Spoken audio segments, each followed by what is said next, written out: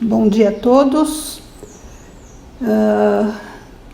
Infelizmente ou felizmente, não sei, mas nós estamos batendo nosso recorde hoje com mais de 50 pessoas na sala. Para ser susquenho, isso é um enorme prazer, uma alegria, embora a nossa situação atual seja realmente muito triste. Mas a gente precisa, de qualquer forma, continuar, e acho que os webinars são uma forma da gente se manter ativo. Então, muito obrigada a todos por estarem aqui.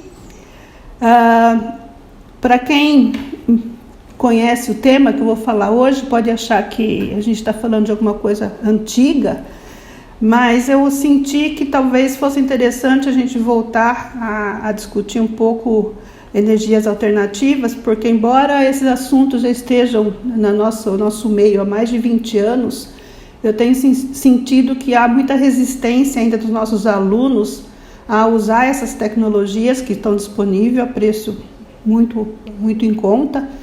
Então eu resolvi tomar esse assunto de volta para discutir um pouco e talvez estimular os alunos a usar. Para quem está acessando pela primeira vez a nossa sala, o nosso centro, o CERSUSQUEM, tem esse programa de webinar há mais de 3 anos. Todos os webinars estão disponíveis no YouTube, então quem não tem oportunidade de assistir online pode depois dar download no nosso canal do YouTube. E nós temos vários assuntos bastante interessantes lá e espero que vocês tenham a oportunidade de acessar alguns deles. Bom, a gente vai então começar falando ou relembrando onde a gente está, né? Porque sustentabilidade, e acho que é importante a gente tomar a discussão da circularidade. E aqui embaixo, então, eu trago um diagrama que é bastante conhecido de todos, que trata da economia circular. E a economia circular, ela, para quem talvez não se lembre, ela vem como um contraponto para a economia tradicional, que era vertical. A economia vertical é aquela que a gente sempre está pensando em consumir mais e usar mais recursos naturais e sempre crescendo esse consumo.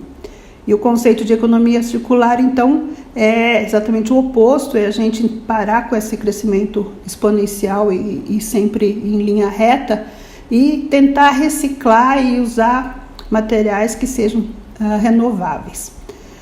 O ano passado, na Nature Chemistry, nós tivemos a introdução de um conceito de química circular, que obviamente usa todos os conceitos da economia circular, mas voltado mais especificamente para a química, tanto acadêmica como principalmente dos processos químicos. O ano passado nós tivemos também, acho que em outubro, um webinar do professor Takeo, lá da Universidade Federal do ABC, sobre esse tema específico no nosso webinar. Então, para quem quiser mais detalhes sobre a química circular, é só acessar o webinar do professor Takeo.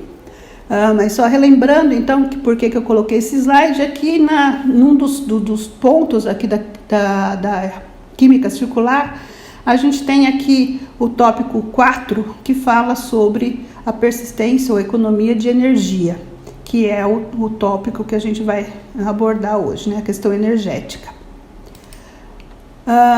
Também relembrando os 12 princípios da química verde, que é da onde a gente sempre se apoia, e dentre eles eu ressalto aqui de novo a questão da eficiência energética. Então é por causa desse tópico, da questão da eficiência energética, que eu pensei nesse webinar de hoje. Eu não vou, obviamente, falar de todos os princípios, porque acho que é bastante de conhecimento de todos essa questão.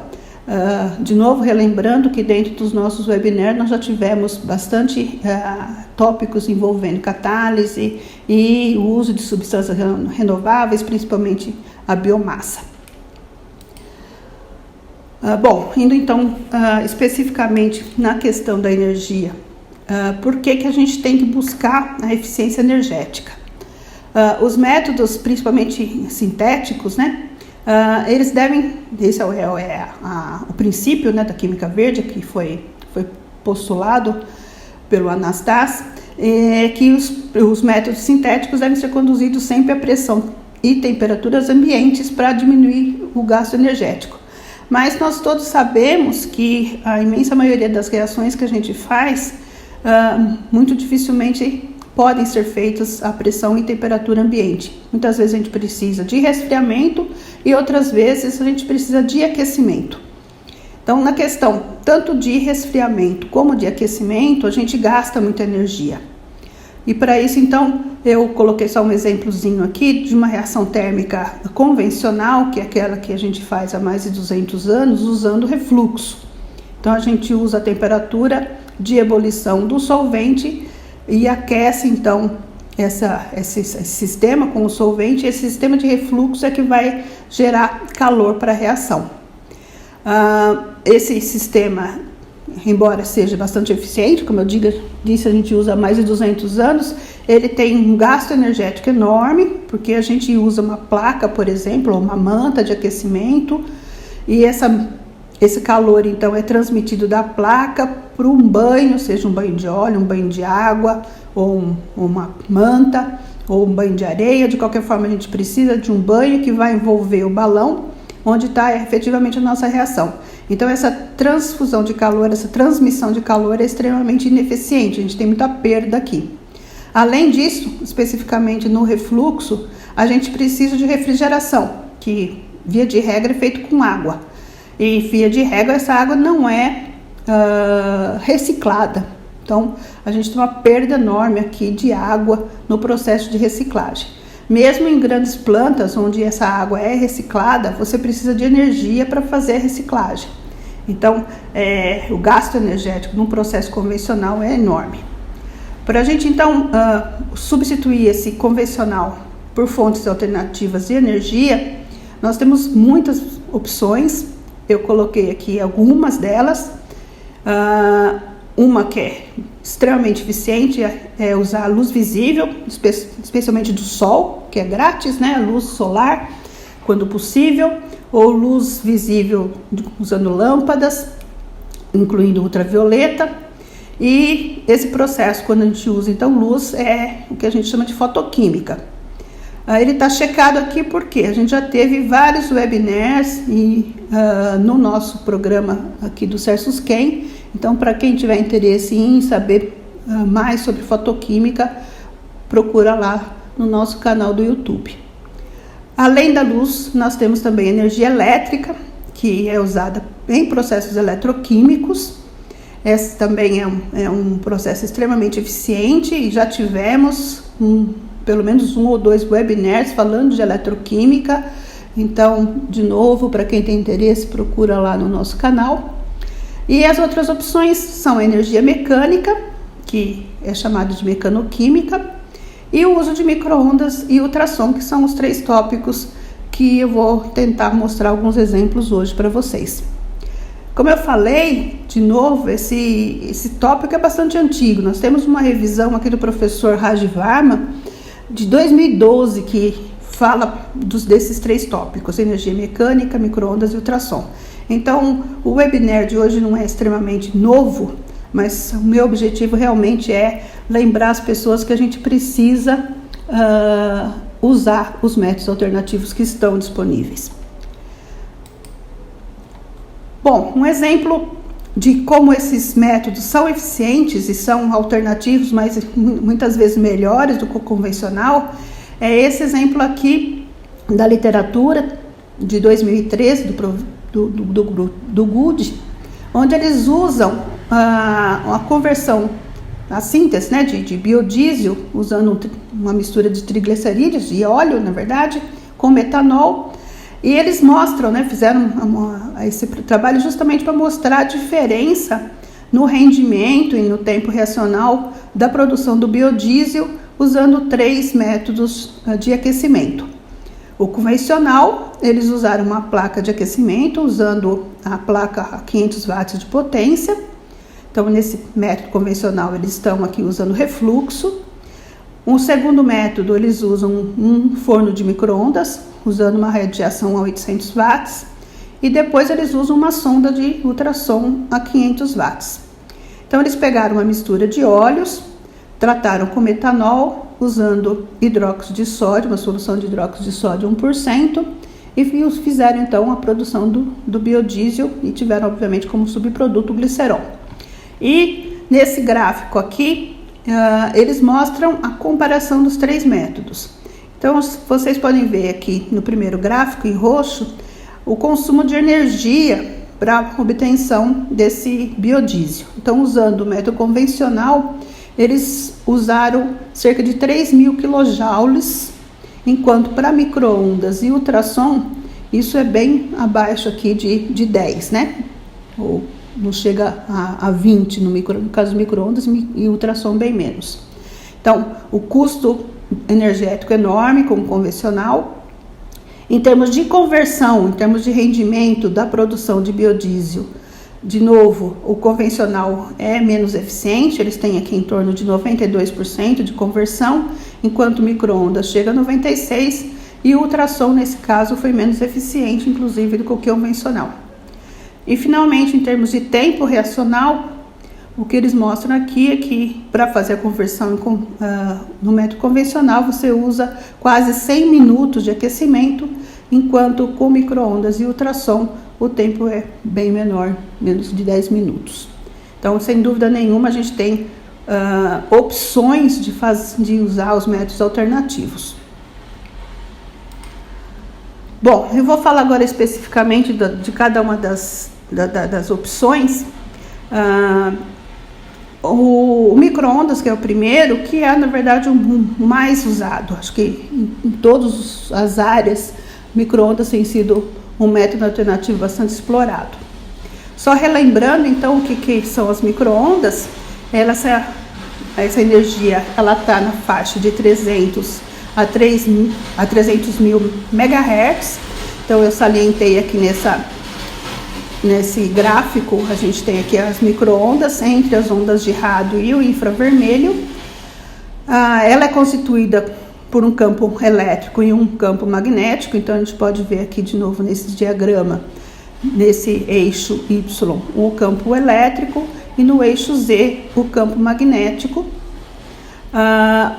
No caso das micro-ondas, apenas o campo elétrico é responsável pelo aquecimento das substâncias.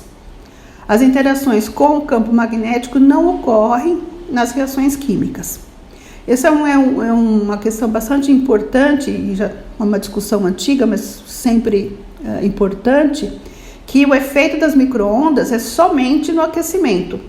A gente não tem quebra, rompimento de ligação pelas micro-ondas. Então, a energia, né, tem um exemplo aqui, né, que a energia para quebrar uma ligação covalente é da ordem de 80 a 120 kcal por mol, e a energia do fóton de micro-ondas é de somente 0,037 kcal. Então, essa energia de micro-ondas não é de forma alguma suficiente para quebrar uma ligação química. Então, o efeito dela é no aquecimento. Então, as micro-ondas não afetam a estrutura das moléculas, não há rompimento de ligações. O efeito é unicamente no aquecimento através da excitação das moléculas, através da energia cinética. E aqui então a gente tem uma representação de qual é o efeito da micro-ondas sobre as moléculas. Então a gente tem 2 efeitos. As micro-ondas podem alterar tanto a rotação do dipolo como a condução iônica. Então, na rotação do dipolo, que a gente vê desse lado aqui, a gente precisa, nos 2 casos, obviamente, compostos que sejam polares, não necessariamente compostos iônicos, mas a gente precisa ter pelo menos um dipolo. E quando a gente tem, então, a irradiação no campo elétrico, que ele está oscilando, esses compostos que são polares, eles tentam se alinhar ao campo o campo elétrico das micro-ondas, e esse alinhamento, então, causa movimento, rotação, e esse movimento então é que vai gerar energia cinética que vai ser transformada em calor. Na condução iônica, a gente tem a resistência das espécies a essa corrente elétrica. Então, os compostos iônicos, eles vão tentar novamente se alinhar no campo elétrico, mas colocando resistência, né? E essa resistência, de novo, vai aumentar a energia cinética, que vai ocorrer, então, ou vai se transformar no aquecimento. Então, a gente tem a energia de micro-ondas, somente a parte do campo elétrico, fazendo com que as moléculas se movimentem e se transformem essa energia cinética em energia térmica. Um outro ponto que é bastante conhecido, mas que é importante lembrar, é que a diferença, então, entre o aquecimento convencional e as micro-ondas é que esse aquecimento convencional ele vem de fora para dentro. Então, a gente, como eu falei lá no início, a gente tem uma perda enorme de energia, porque a gente tem que transferir esse calor de fora para dentro, e essa transferência nunca é uniforme.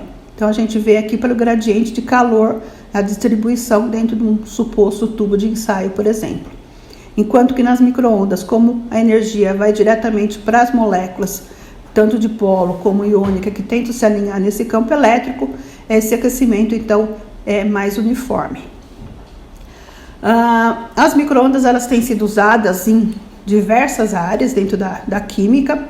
Eu cito aqui algumas delas, por exemplo, na gestão de amostras ou abertura de amostras, na química analítica. E aqui tem uma referência do nosso colega, o professor Joaquim Nóbrega, aqui do Departamento de Química, um trabalho que saiu recentemente, onde ele inclusive usa micro-ondas com resfriamento simultâneo, que eu vou falar um pouquinho depois sobre isso. Então, para quem tiver interesse na parte analítica, pode seguir os trabalhos do professor Joaquim, entre outros colegas que trabalham nessa área. As micro-ondas também são muito usadas na parte de síntese de materiais, catalisadores, heterogêneos, nanocatalisadores, nanocompósitos. Eu cito aqui um exemplo recente da nossa colega, a professora Lúcia Mascaro. Ela fez a síntese aqui de materiais lamelares para usar na redução de CO2. Esse trabalho foi publicado bastante recentemente, extremamente interessante. Eles usam óxido de bismuto para fazer esses materiais, usando a síntese micro-ondas. E, obviamente, o que é nossa área de trabalho, a síntese orgânica, é onde eu vou me ater hoje, com exemplos em todas as energias, é o que mais até hoje teve proveito, né? Usou a técnica de micro-ondas. Um recente review foi publicado agora em 2009 sobre isso, mas a gente tem muitos exemplos. Bom, então indo para especificamente o que a gente precisa saber quando eu vou usar o micro-ondas, e nós, principalmente químico-orgânicos sintéticos, que usamos solvente, a gente tem que olhar para o fator de perda. O que é esse fator de perda? É a capacidade de uma substância de converter a energia eletromagnética do micro-ondas em calor. E esse fator de perda, então, ele é expresso pelo o tan delta, que é o epsilon, duas linhas aqui, que é a perda dielétrica, dividido pela perda do epsilon linha, que é a constante dielétrica. Então, a perda dielétrica dividida pela constante dielétrica. E dessa forma, então, eu sei quanto que o material é eficiente ou não para absorver a energia irradiada pelo micro-ondas e transformar isso em calor. Um material que é bastante eficiente, ele vai ter esse tan delta acima de meio. Ou aquele que tem uma média eficiência entre 0,1 e meio, e aquele que tem uma baixa absorção de micro-ondas menor que 0,1. Nessa tabela que eu fiz, coloquei alguns dos solventes mais comuns que a gente usa em química, principalmente química orgânica, e a cor vermelho são aqueles que são considerados solventes que não devem ser usados, né? Eles não são verdes, são vermelhos aqui, justamente são aqueles solventes que têm uma alta toxicidade ou inflamabilidade. Então, de acordo com todos os parâmetros que a gente tem de solventes verdes, esses não devem ser usados.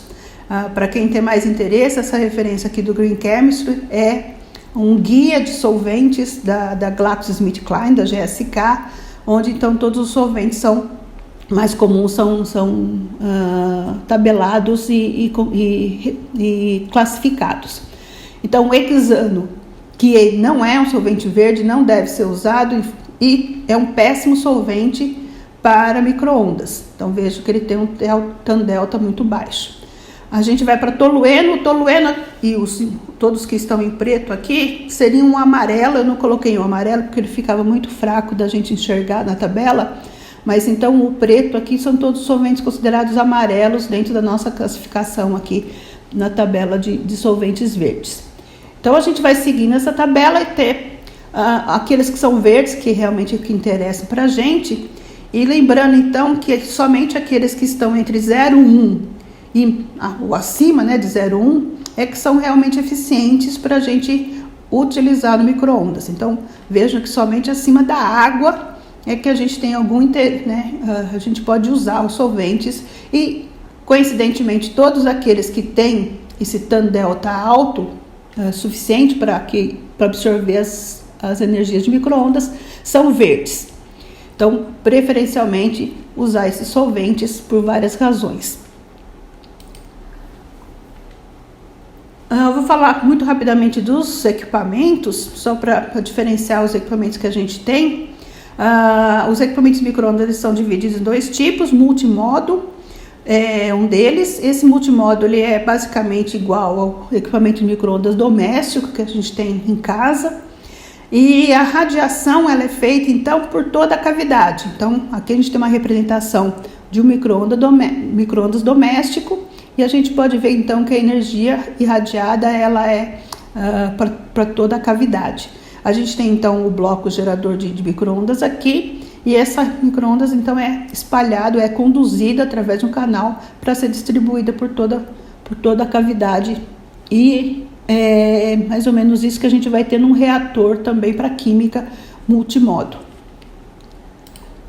Por outro lado, a gente tem os equipamentos monomodos. Esses monomodos, a energia eletromagnética ela vai ser dirigida para uma cavidade de forma constante e uniforme. Então, nesse caso aqui, a gente está vendo de frente e por cima.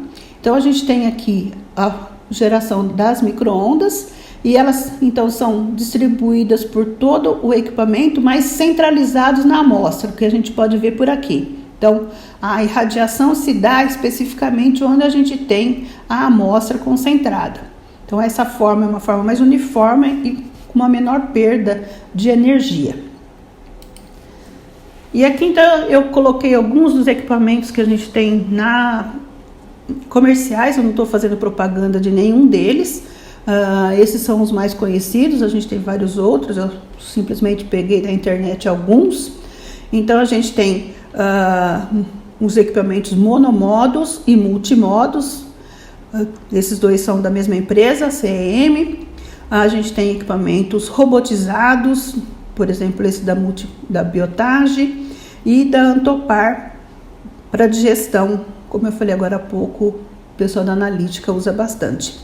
Só para dar o exemplo, no nosso laboratório, aqui no departamento de química, nós temos no nosso laboratório 2 equipamentos desse single modo. Bom, eu vou então agora diretamente para exemplos. Infelizmente parece que perdeu um pouco de resolução as estruturas. Eu espero que não atrapalhe muito, mas a ideia aqui é simplesmente mostrar o quão vasto é as possibilidades de aplicação de micro-ondas em química orgânica sintética. Então, eu me concentrei aqui nos exemplos do nosso laboratório, porque, obviamente, são aqueles que eu tenho mais afinidade para mostrar, mas eu já coloquei logo no início várias reviews, onde a gente pode encontrar uma vasta literatura. Então, aqui eu mostro a síntese de algumas quinolinas, as 4 quinolinonas. Essa classe de compostos é extremamente importante porque ela está presente em vários antibióticos. As 4 quinolinonas são compostos conhecidos dentro da classe de antibióticos. Esse é o primeiro trabalho aqui em cima, onde a gente usou uma acetoanilina uma reação bastante clássica para a preparação de 4-quinolinonas. Então, na primeira etapa, a gente precisa fazer uma acilação dessa anilina, obtendo então essa acetamida, e em seguida a gente tem uma ciclização. Essa ciclização, então, na literatura, ela é feita com terquibutocos de potássio em refluxo de 24 horas. Então, a gente simplesmente trocou esse refluxo de 24 horas por 10 minutos no micro-ondas. Então, nesse caso aqui, a gente não teve uma grande modificação nas condições reacionais, mas foi só para mostrar, então, que a gente pode trocar 24 horas de gasto de energia e água por 10 minutos de micro-ondas, e os rendimentos foram extremamente compatíveis, em muitos casos melhores do que o convencional. Por outro lado, a gente consegue também fazer 4-quinolinonas usando uma outra estratégia. Nesse caso aqui, a gente usa simplesmente anilinas e beta-cetoésteres. Então, é uma reação em uma única etapa. Então, se a gente comparar esse método com esse método aqui, ele já é bastante mais interessante em termos de química verde, porque a gente tem uma economia atômica e uma economia de etapas, então menos resíduo gerado. Nesse caso, então, a gente usou ácido acético e éter fenílico, porque a gente precisava de um aquecimento bastante alto. Em 5 minutos de micro-ondas, a 300 watts, a gente tem, então, a formação da 4-quinolinona. Infelizmente, esse método ele não é extremamente geral, ele só funciona quando a gente tem grupos doadores de elétrons nesse anel, como metóxi e metileno dióxido. Se a gente tem grupos que não são doadores de elétrons ou ainda são retiradores ou doadores fracos, a reação, ao invés de dar quinolinona, ele leva a ureias. Um outro exemplo é a reação de acoplamento de uma reação usando cobre aqui como catalisador. A gente novamente comparou o método do micro-ondas com o aquecimento convencional. Então, de acordo com a literatura, esse acoplamento de que é feito usando uma antraquinona, né? Um ácido aquidônico com um aleto de alquila, de arila nesse caso, e o que era relatado na literatura era refluxo novamente por 24 horas de DMSO. E a gente conseguiu, então, usando o álcool isoamílico, 1 hora de micro-ondas, obter uma série de ácidos arioantranílicos usando o acoplamento de com bons rendimentos. Então, aqui a gente tem uma série de compostos e mostrando, inclusive, a variação do rendimento com a potência e a temperatura. Um outro acoplamento, um acoplamento de Suzuki, acoplamento usando ácidos borônicos, nesse caso aqui usando uma cumarina, uma iodo-cumarina. Então a gente vai ter aqui o acoplamento mediado por paládio, acetato de paládio. O convencional para esse acoplamento era acetato de paládio usando trifenilfosfina, solvente DMF, a temperatura ambiente. Então, quando a gente fala, mas por que eu vou sair de temperatura ambiente, mesmo que seja 4 horas, para micro-ondas? Nesse caso, o protocolo que a gente conseguiu fazer, a gente não usa a trifenilfosfina, o que é extremamente importante. A gente pode ver isso usando métricas, por exemplo. Aqui a gente tem uma tabelinha de métricas. Então, no processo de micro-ondas, onde eu não uso trifenilfosfina, a gente tem uma economia atômica bastante diferenciada, e principalmente nessa última tabela aqui, desculpa, tá trocado aqui, viu? É micro-ondas convencional inverso. Tem um erro aqui. Isso aqui é micro-ondas, isso aqui é convencional.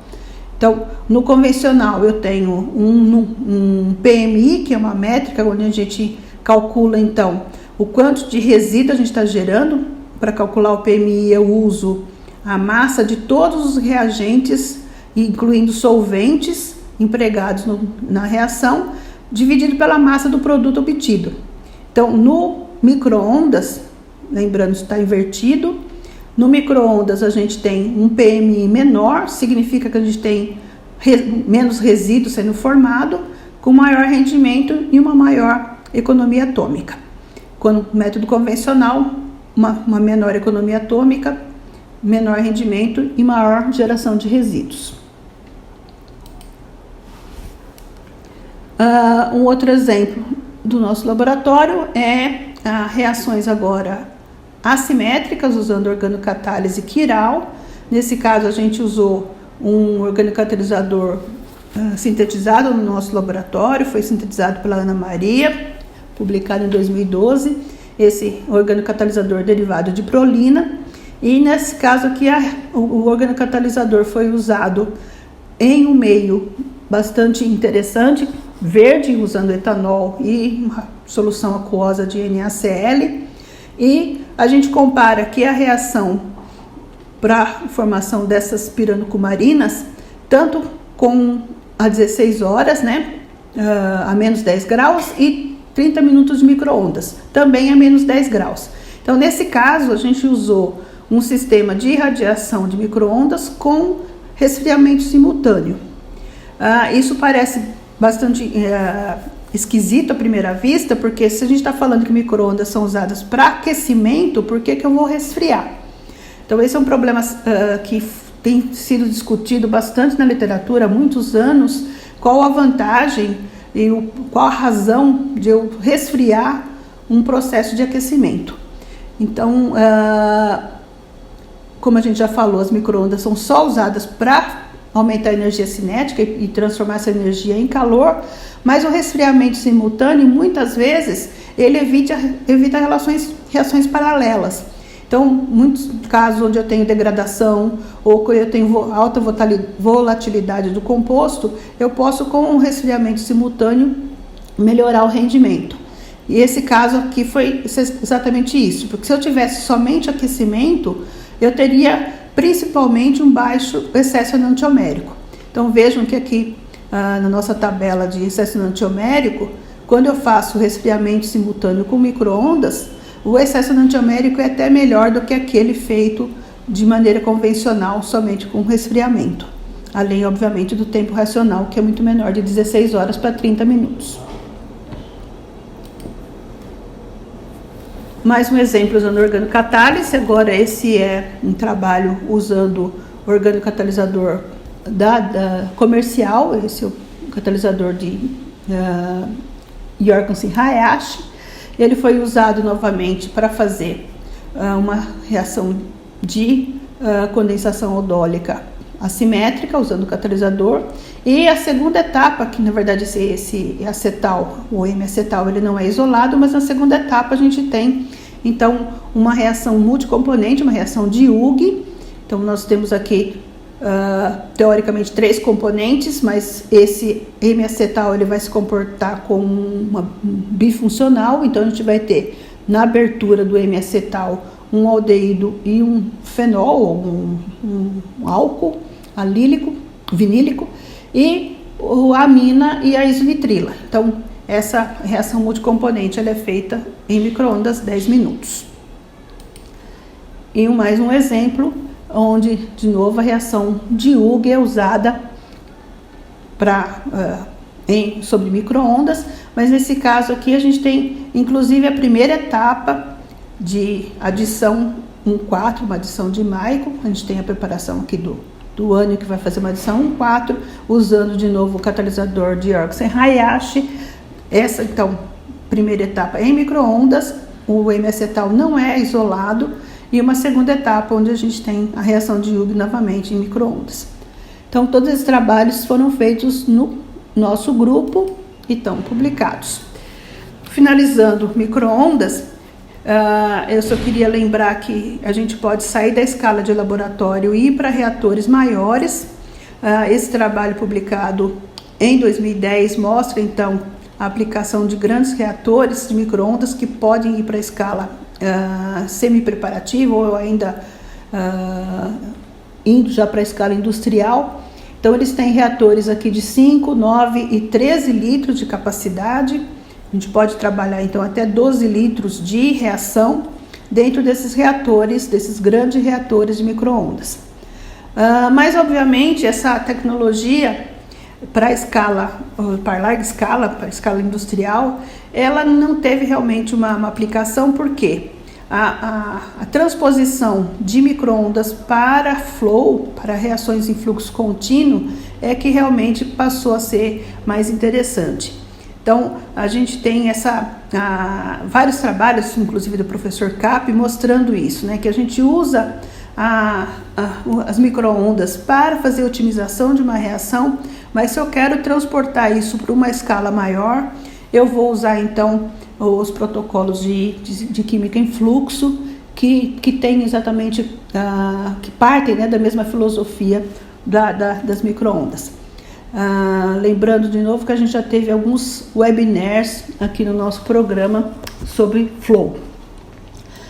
Bom, fechando então micro-ondas, e é o que tomou mais tempo, porque é o que a gente tem mais exemplos, eu vou falar um pouco de ultrassom. O ultrassom, ele, quando comparado com o som audível, a gente tem aqui o som audível entre 10 a 18 kHz e o ultrassom entre 25 kHz e 2 MHz. Então, é uma frequência diferente para o ultrassom e ele tem, sim, um efeito marcante em reações. Então, a gente tem uma diferença grande entre a aplicação de micro-ondas e ultrassom, porque os ultrassons conseguem sim atingir já uma frequência que vai afetar reações ou ligações químicas, né? Portanto, ele próprio promover uma reação. Como é que eu produzo então o ultrassom? A gente tem aqui dois diagramas que podem simbolizar esse efeito de ultrassom. E o que a gente faz então? A gente vai ter a pressão, né, da acústica, isso vai ser tensionado, e essa pressão então vai ser aumentada gradualmente até que a gente tem uma pressão tão alta dentro do sistema que a gente tem uma implosão. Nessa implosão a gente tem uma liberação muito grande de calor num tempo muito rápido. Então, essa liberação de calor no tempo muito rápido é que é a energia que a gente tem, então, que é usada para promover reações. Então, nesse lado aqui, a gente simboliza isso por bolhas. Então, conforme esse som vai sendo a pressão vai se aumentando com a frequência do ultrassom, essas bolhas vão crescendo até que a gente tem uma implosão, e essa implosão, então, é que vai liberar o calor, que é um calor extremamente alto para um microsistema. Então, usando o ultrassom, a gente tem aqui a sonoquímica, né, que é a área que estuda o efeito do ultrassom na química. A gente está vendo, então, que por causa dessa implosão da bolha, a gente vai ter uma alta temperatura, pressão e numa velocidade extremamente grande. Então, essa alta pressão e temperatura muito rápida faz que a gente tenha um aumento da temperatura do sistema muito rápido também. Esse aumento da temperatura, então, vai ser transformado em energia química. Então, como na fotoquímica a gente tem também uma energia muito rápida, mas a diferença entre o ultrassom e a fotoquímica é que aqui a gente não tem condensação da energia. Então, a excitação é simplesmente térmica, ao invés de eletrônica, como é na fotoquímica. Os equipamentos que a gente tem para usar em laboratório são bastante simples. Se comparado com os micro-ondas, eles são muito mais baratos. Esses banhos, por exemplo, que a gente tem para fazer limpeza de material no laboratório podem ser usados para reações químicas e são extremamente baratos. E a gente pode ter também sondas. Essa sonda aqui é exatamente uma que a gente tem no nosso laboratório. Essas sondas, então, elas são colocadas dentro da solução e você consegue, então, modular a energia ou a frequência de radiação dessas micro-ondas nos banhos. Alguns exemplos de ultrassom aplicado em reações. Eu começo com um exemplo do nosso grupo de pesquisa. Esse também é um trabalho onde a gente tem uma adição 1,4. Então, a gente usa aqui beta-cetoésteres ou diceto alfa 1,3 dicetos compostos. E a gente faz então a adição 1,4 nessa nitrolefina, usando ultrassom nesse banho, que eu falei que é um banho bastante simples e barato e comum em laboratório. A novidade aqui nessa reação foi o uso desse líquido iônico como catalisador. Então essa reação é uma reação sem solvente e o líquido iônico ele é usado em quantidade catalítica. Então nessas condições uma série de compostos foram preparados com excelentes rendimentos. E o mais interessante é que, como o líquido iônico é possível de ser reciclado ou recuperado no final, então aqui tem um gráfico mostrando a reutilização desse catalisador até 5 corridas, 5 reações subsequentes, sem perda do rendimento. Então ele vai de 98% a 95% do rendimento, usando então um líquido iônico reciclado. Alguns outros exemplos do uso de ultrassom na preparação de aminas. Esse já é um trabalho dos nossos colegas lá da USP de São Paulo. Preparação de aminas usando sílica em etanol, com bons rendimentos. Exemplos da literatura, na síntese de chalconas, usando acetofenonas e aldeídos aromáticos. Aqui, etanol. Esse símbolo, essas chaves aqui é o símbolo de ultrassom, esqueci de falar para vocês. Então sempre quando a gente tem esse símbolo aqui, a gente está dizendo que a gente está usando ultrassom. E então aqui a gente tem a formação de uma chalcona. Um exemplo de reação multicomponente, esse review de 2018 tem vários exemplos, foi daqui desse review que eu tirei esse exemplo especificamente, que é dessa referência 2013. Então, é uma reação multicomponente usando esse fenol com aldeídos aromáticos e essas nitrilas, são sulfononitrilas. Na primeira etapa, então, sobre ultrassom, a gente tem uma reação de Novenagel, seguida numa reação one-pot. Esse produto Novenagel não é isolado. E, subsequentemente, então, a gente tem uma reação de heterodiosalderma 4+2 desse sistema com o fenol. E a gente tem, então, a formação desse éter cíclico. Finalmente, indo para a mecanoquímica, a definição da IUPAC é que as reações que são induzidas por absorção direta da energia mecânica podem ser através da ativação mecânica de sólidos, de ligas mecânicas ou a moagem. E é na moagem que a gente vai se ater nessa apresentação. Então, é a moagem reativa de sólidos. Essa moagem, ela pode ser para refinamento de partículas até a trituração, levando um aumento da área superficial.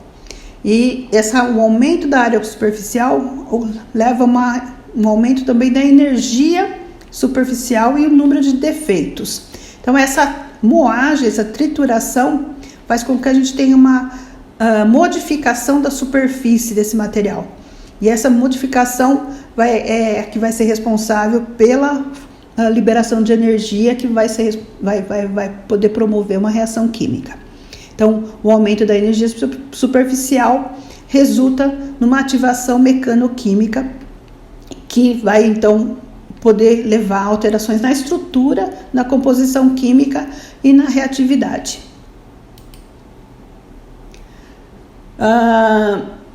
O efeito da moagem, então, tem sido estudado. Esse efeito pode ser tanto na estrutura cristalina, produzindo novas superfícies e rachaduras. Essas rachaduras, esses defeitos na estrutura, que muitas vezes são os responsáveis pela promoção da reação. E eu não vou me ater muito em detalhes aqui, porque a gente já está passando um pouco da hora, e esse seminário a gente não gosta de passar mais de 40 minutos, eu já passei, eu posso dar bronca em mim mesma, mas eu queria só ir para exemplos, mas quem tiver interesse, de novo nós temos aqui uma revisão do professor Varma, que trata um pouquinho sobre os efeitos mais estruturais da mecanoquímica. Mas em termos de aplicação, o efeito de moagem ou a mecanoquímica pode ser usada em reações em fase sólida, sem solvente, mas ela pode também ter presença de líquidos, de solventes, e nesse caso aqui, eles adicionam quantidades quantidades catalíticas de solvente. Esse efeito é conhecido como liquid assist grinding, e é esse grupo aqui da Espanha que tem trabalhado com isso. Nesse review eles discutem um pouco esse efeito dessa quantidade catalítica de solvente na moagem.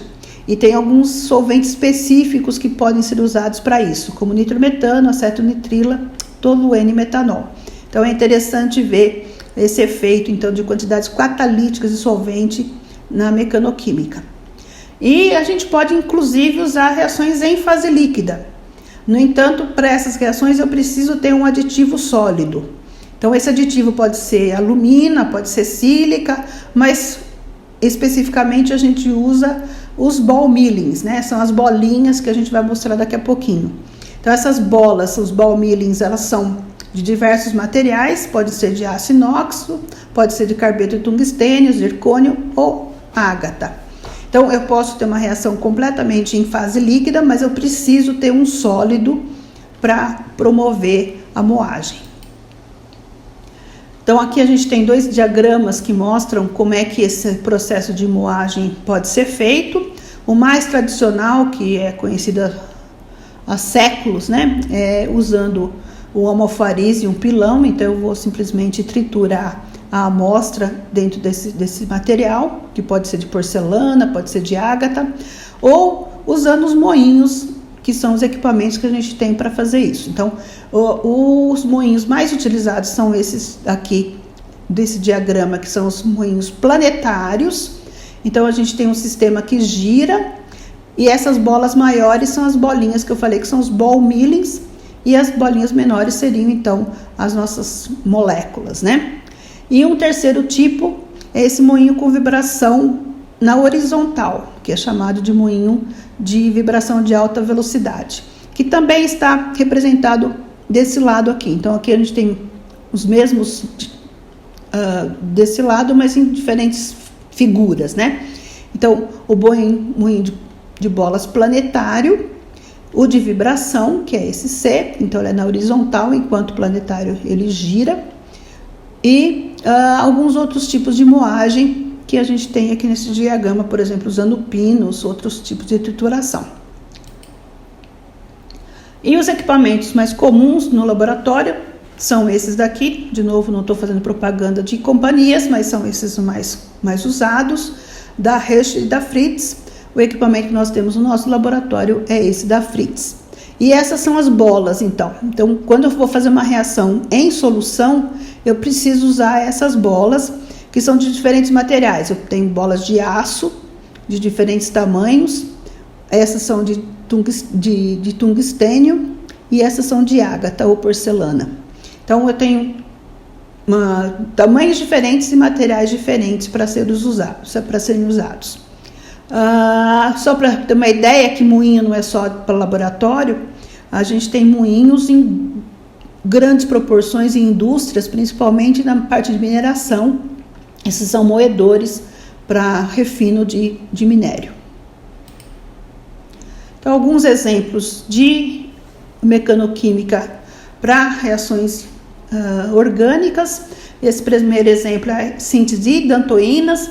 Aqui eu só coloquei por que dantoínas, porque a gente tem compostos que são extremamente interessantes, tanto na farmacologia, né? Esse, por exemplo, são compostos que são fármacos comerciais, e essa dantoína é usada em tratamento de água.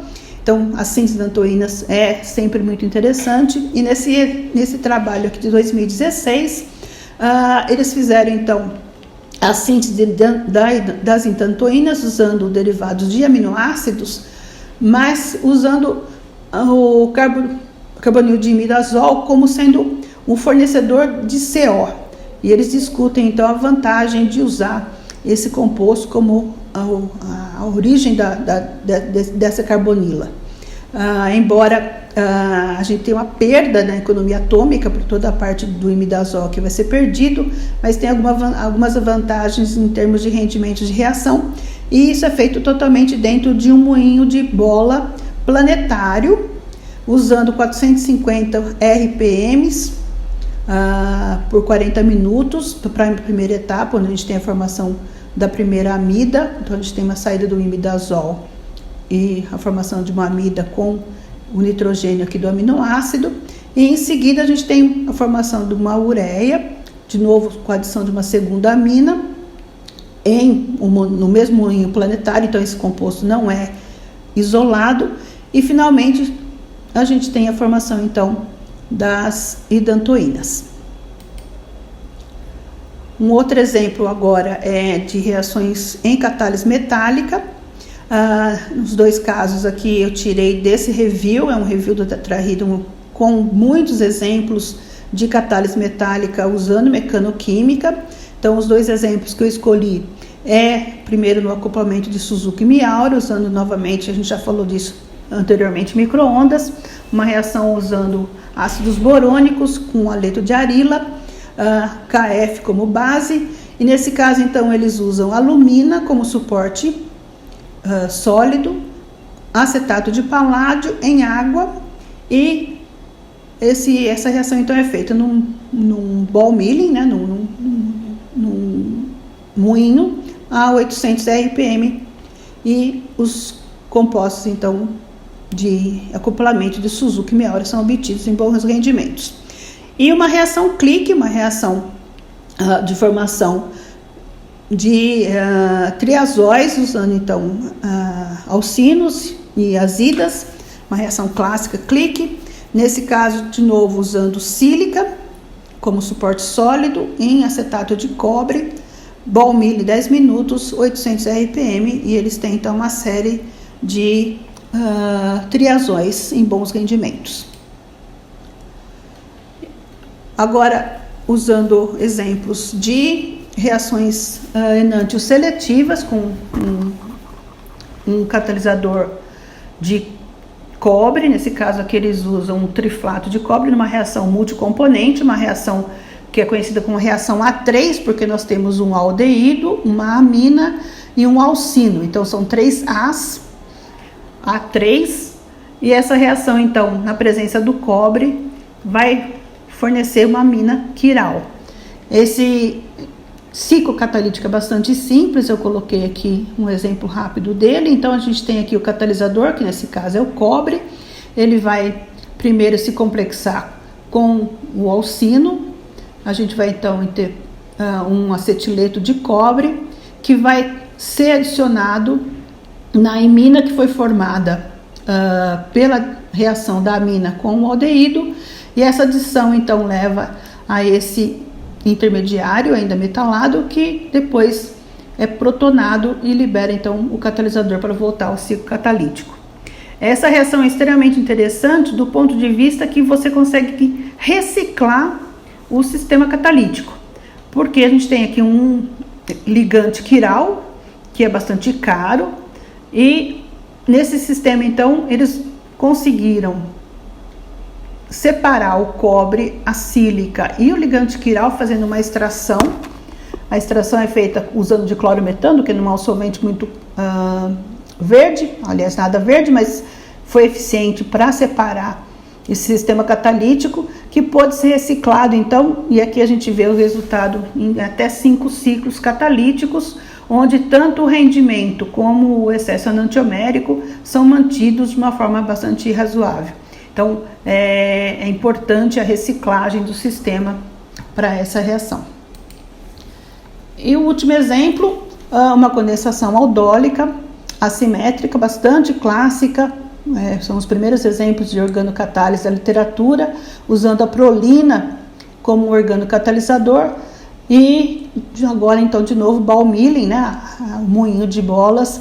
Nesse caso, eles fizeram uma série de exemplos, mas especificamente quando eu tenho então a ciclohexanona e aqui o 2-nitro-benzaldeído, para benzaldeído, o ortonitro-benzaldeído, em 15 minutos a 400 RPM, com uma pausa de 5 minutos, eles fizeram essa irradiação então durante 7 horas, então era 15 minutos, 5 minutos de pausa, 15 minutos de novo, até 7 horas. E o produto final, então, foi obtido em 97%, com uma alta de astroseletividade, uma relação anti-SIM de 93:7 e com um alto excesso enantiomérico. Então, essa é uma reação sem solvente, uma condensação aldólica assimétrica sem solvente, usando, então, ball milling. E aqui do lado a gente tem um mecanismo para explicar a estereoseletividade, mas que é bastante clássico e eu não vou entrar em detalhes. Só queria então encerrar agradecendo então a atenção de todos. A gente sempre tem que agradecer, obviamente, todos os nossos agências de fomento, especialmente no caso do nosso centro, a FAPESP e a GlaxoSmithKline, e o Departamento de Química, pós-graduação, o CNPq e a CAPES, e a todos pela atenção. Se alguém tiver alguma pergunta, se não, pode me mandar por e-mail. E só lembrando que aqueles que precisarem de presença, por favor, me informem. Tem só uma pergunta aqui do Vitor. Na sua opinião, alguma dessas técnicas tem maior potencial em aplicações sintéticas do que as outras? Não, Vitor, na verdade, assim, as micro-ondas, obviamente, são as que têm sido mais usadas. A gente tem muito mais exemplo de micro-ondas, mas todas as técnicas têm muitos exemplos na literatura. Eu acho que a questão toda é a gente se adaptar com a técnica. No nosso caso, no nosso laboratório, por exemplo, como você sabe, a gente usa muito micro-ondas, usa pouquíssimo ultrassom e zero de mecanoquímica. Então, o que eu queria, na verdade, é que as pessoas tivessem interesse, pelo menos, em usar mais. Acho que a gente precisa se adaptar a essas técnicas. Da mesma forma que no começo a gente não se dava muito bem com micro-ondas, e isso hoje é uma realidade, o ultrassom e a mecanoquímica também deveria ser a mesma coisa. A gente precisa usar. Tem uma pergunta aqui do Lucas Ferreira: associar a técnica. Essas técnicas simultaneamente não, que eu saiba. A gente não consegue usar simultaneamente micro-ondas e ultrassom ou simultaneamente mecanoquímica. O que você pode ter numa sequência sintética, uma etapa usa micro-ondas, na outra etapa ultrassom, mas simultaneamente não. O que a gente tem por exemplo, se eu for usar flow, fluxo contínuo, eu posso sim, no fluxo contínuo, associar diferentes técnicas durante o processo em flow, mas as duas técnicas juntas ao mesmo tempo que eu saiba, não. Bom, então eu agradeço a todos, se não tem mais perguntas, e a gente está então... tem uma pergunta do Daniel: é possível associar flow com mecanoquímica? Eu não conheço nenhum exemplo, Daniel, mas imagino que talvez seja. Eu não vi nenhum exemplo na literatura ainda, mas imagino que sim. A gente vai então encerrar. Eu agradeço a todos. A gente pode, obviamente, depois algumas perguntas virem por e-mail. Volto a repetir que quem precisa de presença ou precisa de atestado, a gente fornece. Nós só precisamos para algumas pessoas o nome inteiro. Obrigada a todos.